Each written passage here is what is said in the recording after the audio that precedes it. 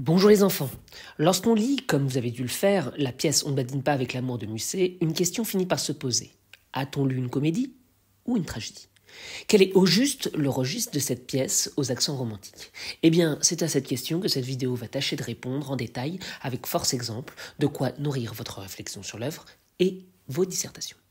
Une petite précision générale pour commencer. Toute l'œuvre de Musset soulève en fait la question de la généricité.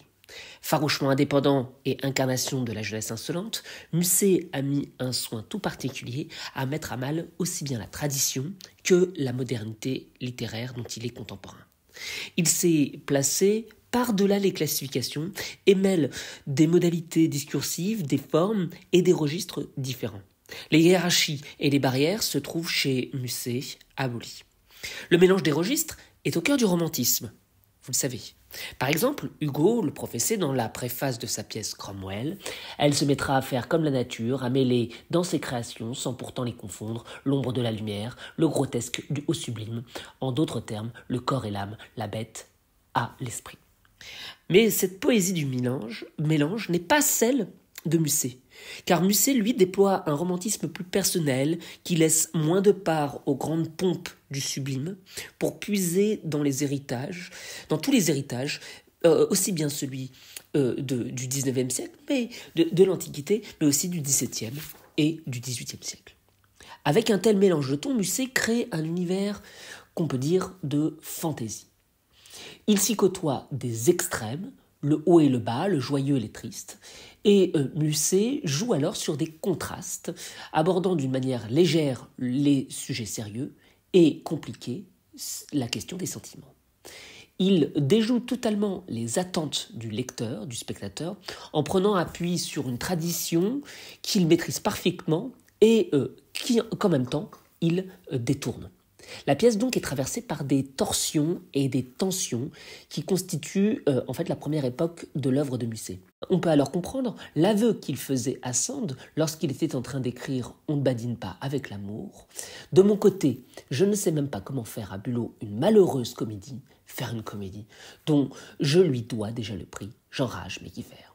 Nous avons donc affaire à une malheureuse comédie. Voyons ce qui relève du comique et ce qui relève du malheur.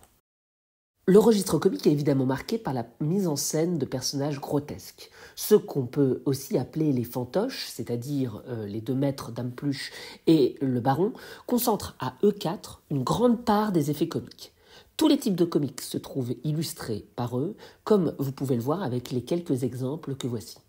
La comédie se double d'un autre registre qui lui est associé, le registre satirique. Les fantoches, qui cumulent les grossiers défauts de leur classe sociale, mais pas seulement eux, permettent à Musset de dénoncer certains travers de la société. Ainsi, il est possible de relever deux cibles de la satire. Tout d'abord, la religion, puisque Musset se complaît à reconduire le cliché moyenâgeux du prêtre ivrogne et glouton. Bryden et Blasius se chamaillent pour le seul compte de leur profit personnel, tandis que Dame Pluche, loin d'être charitable, se distingue par son austérité, prenant ses prochains pour des manants. Deuxième cible, les dominants. Ils en prennent également pour leur grade. Les considérations matérielles du baron témoignent du fait que tout, même un mariage, se résume pour lui à une question d'argent et d'usage. Horrifié à l'idée que son fils puisse épouser une fille de rien, ce dernier, avec Rosette, ne se montre pas plus respectueux envers sa vassale.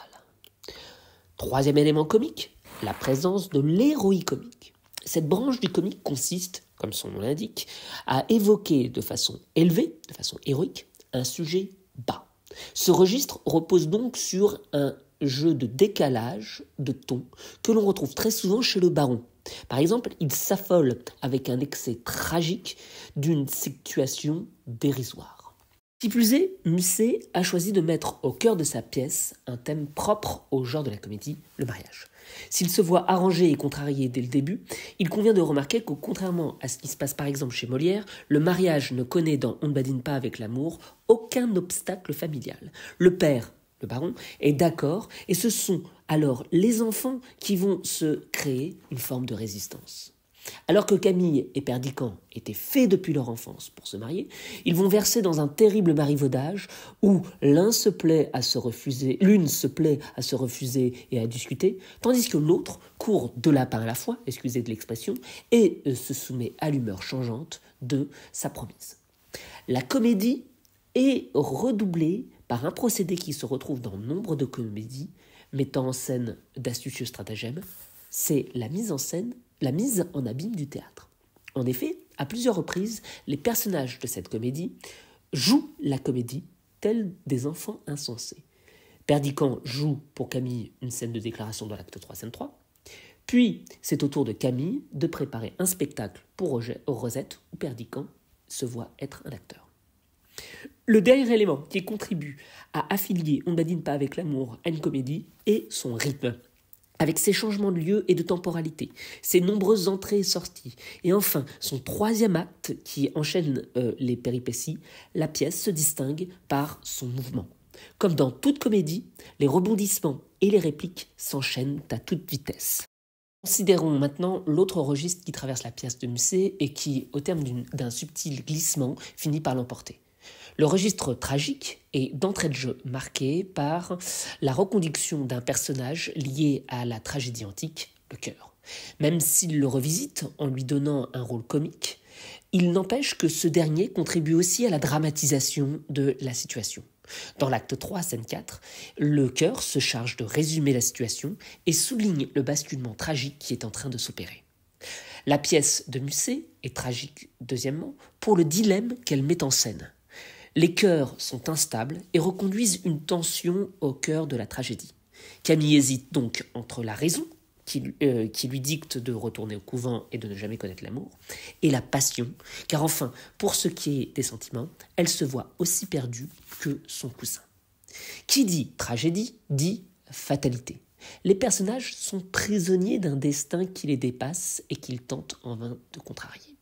Plusieurs détails rappellent que Camille et Perdiccas sont voués à se marier, mais aussi qu'il est assez clair que leur terrible orgueil, qui est à l'œuvre dès le premier acte, finira par les rattraper. Leur éducation contribue à cette fatalité, car l'un et l'autre ont été déformés par leur période de formation. La tragédie se définit quatrièmement, bien sûr, par le déchaînement des passions. Quand bien même Camille et Perdiccas cherchent à camoufler leurs sentiments, il n'empêche que plusieurs scènes font entendre le battement de leur cœur. Perdiccas n'hésite pas à se déclarer à plusieurs reprises, et même quand il le fait pour de faux auprès de Rosette, il en éprouve des remords, lâchant alors une très lyrique larme.